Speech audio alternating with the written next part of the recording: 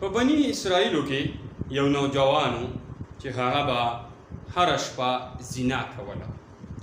کیپل نوم یې هره شپه به 10 लाख روپۍ لکه اوس چې دې ټایم کې د پاکستان حساب ورسره ولګې هغه 60 دینار ورکول.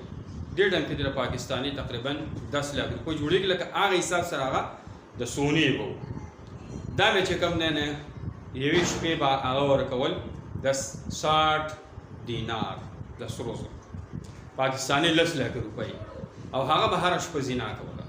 محترم هو چې څوک د الله نه ویرېده که نه الله د هغه ملګری دی.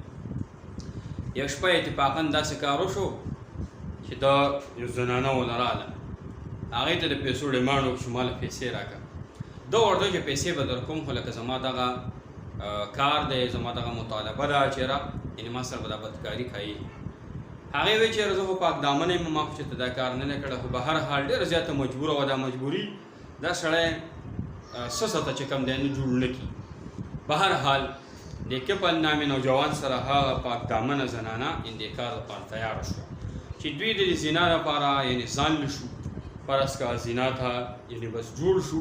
د دغه زنانه د الله والا وه د الله نه وېرېدله نو په دې باندې رپرپې لګېدلو دا رپېدله چې کله دا رپېدله نو کپل ورته وایي چې ولې ته ما په زور راوستې خو په خپله رالې پیسې غوښتلې ما ته ته چېرې بس ما زنا وکړه زه به درله پیسې درکړمه.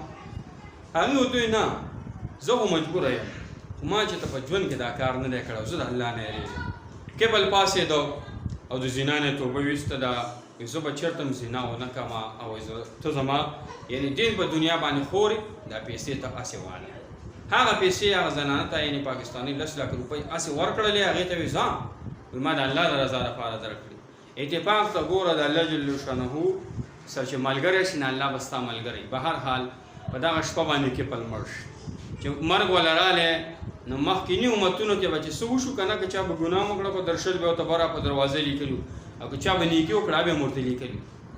به هر حال کپل وفات شو نو بره ورته بیا غټ غټ په نوراني کرښه باندې لیکلي وو په سپینو ټکو کې ورته لیکلي په نوراني کې دا یې ورته لیکلي وو وایي قد غفر الله للکفل.